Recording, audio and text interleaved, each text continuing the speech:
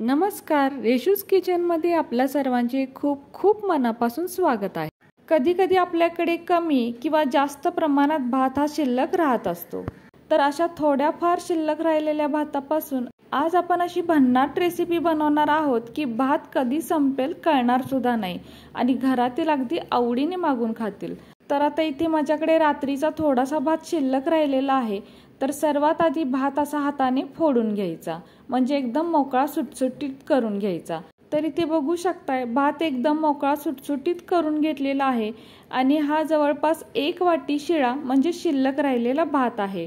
आता यानंतर ज्या वाटीने भात मोजून घेतलेला आहे त्याच वाटीने इथे अर्धी वाटी रवा मोजून घ्यायचा।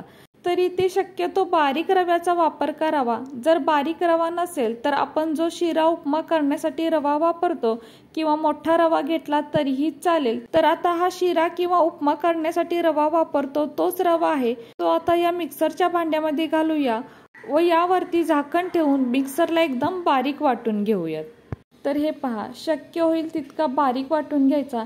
बारीक वाटल्यामुळे खूप चांगलं बाइंडिंग होतं। तर बघू शकताय अगदी बारीक वाटलेला आहे रवा। यानंतर मिक्सरचं एक मोठं भांडं घ्यायचं व यामध्ये आता जो भात आपण फोडून ठेवला होता म्हणजे मोकळा सुटसुटीत करून ठेवला होता तो यामध्ये घालायचा।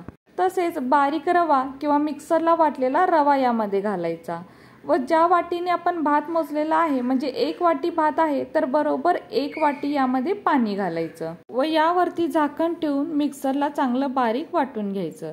तर आता हे मिक्सरला वाटून घेतलेलं आहे आणि बघू शकता किती छान असं बॅटर याचं तयार झालेलं आहे। तर आता एक दुसरं भांडं घ्यायचं, म्हणजे इथे मी मोठा स्टीलचा बाउल घेतलेला आहे व यामध्ये हे मिश्रण काढून घेऊयात। तर बघू शकता किती छान असं मिश्रण तयार झालेलं आहे। अगदी केक, ढोकळा किंवा डोशासाठी जसं आपण मिश्रण बनवतो अगदी तसंच हे मिश्रण तयार झालेलं आहे।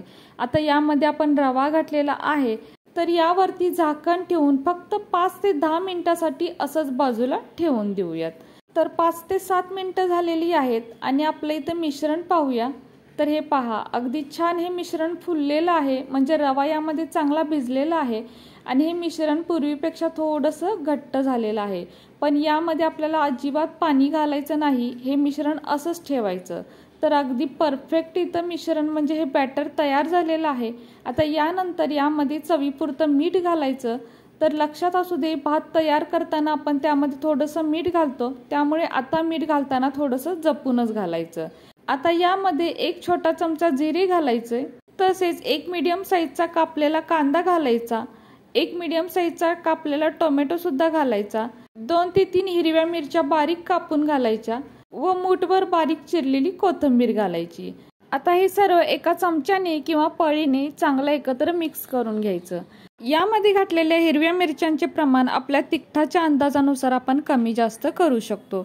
तसेच यामध्ये आपण आपल्या आवडीच्या भाज्या सुद्धा मिक्स करू शकतो। यानंतर छोटा पाव चमचा म्हणजे अगदी 2 ते 3 चिमूट खायचा सोडा घालायचा आणि तो यामध्ये चांगला मिक्स करून घ्यायचा व सोडा मिक्स करताना हे जे मिश्रण आहे ते एकाच दिशेने चांगलं फेटून घ्यायचं।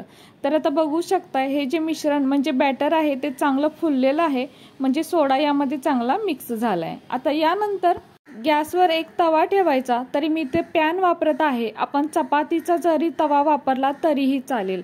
आता पॅन थोडासा गरम झाल्यानंतर ब्रशने किंवा उलाटण्याने याला थोडंसं तेल लावून घ्यायचं। तर अगदी थोडंसंच तेल लावायचं, जास्त तेल वापरायचं नाही। यानंतर पळीने किंवा एखाद्या वाटीने हे बॅटर पॅनच्या मध्ये सोडायचं व याला गोल गोल फिरवायचं, म्हणजे याला गोलाकार द्यायचा। पॅन मध्ये बॅटर टाकायच्या आधी गॅस मोठा ठेवायचा, बॅटर टाकताना गॅस थोडासा कमी करायचा आणि बॅटर टाकल्यानंतर गॅसची फ्लेम लो टू मीडियम मध्ये ठेवायची। यानंतर यावरती झाकण ठेवायचं, अगदी 1 मिनिटासाठी झाकण ठेवायचं। 1 मिनिटानंतर बघू शकताय याला किती छान अशी जाळी पडलेली आहे। आता वरून थोडंसं सुकल्यानंतर याला थोडंसं तेल किंवा बटर लावायचं। अगदी नाही लावलं तरीही चालेल, पण तेल लावल्यामुळं किंवा बटर लावल्यामुळं अगदी हे टेस्टी तयार होतं। आता साईडच्या कडा थोड्याशा उचलल्यासारख्या झाल्यानंतर एखाद्या उलाटण्याने थोडंसं कडेने हे फिरवून घ्यायचं, म्हणजे हे पलटायला अगदी सोपं जातं। तर आता हे आपण पलटून घेऊयात। तर हे पहा किती छान कलर आलेला आहे आणि एका साईडनं खूप छान असं हे भाजलं गेलेलं आहे। आता दुसऱ्या साईडने भाजायला खूप जास्त वेळही लागत नाही। तर हे पहा, अगदी छान असा कलर आलेला आहे दुसऱ्या साईडला सुद्धा, व बघू शकताय किती मस्त छान लुसलुशीत जाळीदार असा तयार झालेला आहे। आता इथे बघू शकताय पॅन चांगला कडकडीत तापलेला आहे। आता इथून पुढचे सर्व डोसे एकदम पटापट तयार होतात। पहिला डोसा फक्त थोडासा वेळ घेतो, तेही फक्त 2 ते 3 मिनिटं। यानंतरचे मात्र अगदी मिनिटात 2 मिनिटात फटाफट तयार होतात। तर आता इथे आपण दुसरे सुद्धा डोसे बनवून पाहूयात। तर पॅनच्या मध्ये हे बॅटर सोडायचं व थोडासा गोलाकार द्यायचा। यानंतर यावरती अर्धा ते मिनिट भरासाठी झाकण ठेवायचं। तर झाकण काढल्यानंतर एकदम छान अशी याला जाळी पडलेली दिसते। तर हे पहा, व वरतून थोडंसं हे सुकल्यासारखं सुद्धा दिसतं। यावेळी याला तेल लावायचं किंवा नाही लावलं तरीही चालेल। आता आपण याला तेल न लावता हा डोसा बनवून घेऊयात। तर यानंतर आता थोडंसं साईडने उलातनं फिरवून घ्यायचं, म्हणजे कडा थोड्याशा रिकाम्या होतात व पलटायला अगदी सोपं जातं। तर हे आपण असंच पलटून घेऊयात। तर हे पहा, यानंतरचे डोसे अगदी फटाफट बनतात आणि खूप छान बनतात। आता तेल लावायची सुद्धा यांना गरज नसते, तर इतके छान असे तयार होतात। आणि कलर पाहू शकताय किती छान आलेला आहे। तर आता हा डोसा सुद्धा तयार झालेला आहे। हा डोसा सुद्धा आपण पॅनमधून काढून घेऊयात। तर बघू शकताय किती छान असे डोसे तयार होतात। तर हे पहा, इथे 2 डोसे तयार झालेले आहेत। तर खायला सुद्धा सुरुवात झालेली आहे। इतके टेस्टी लागतात आणि तुम्ही एकदा नक्की करून पहा। अगदी मऊ लुसलुशीत तयार होतात आणि तितके जाळीदार आहेत, म्हणजे एकदम स्पॉन्जी तयार होतात। आणि यामध्ये आपण जास्त सुद्धा सोड्याचा वापर केलेला नाही, अगदी कमी सोडा वापरून बनवलेला आहे। तळी सुद्धा किती छान एकदम जाळीदार मऊ लुसलुशीत तयार झालेत आणि कलर सुद्धा खूप छान झालेला आहे। तितकेच ते टेस्टी सुद्धा लागतात। तुम्ही जर एकदा बनवून खाल्लात ना, परत शिळा भात उरला तर तुम्ही हेच बनवून खाणार। इतके म्हणजे खूप छान टेस्टी लागतात। घरातल्यांना कळणार सुद्धा नाही की हे आपण शिळ्या भातापासून बनवलेलं आहे।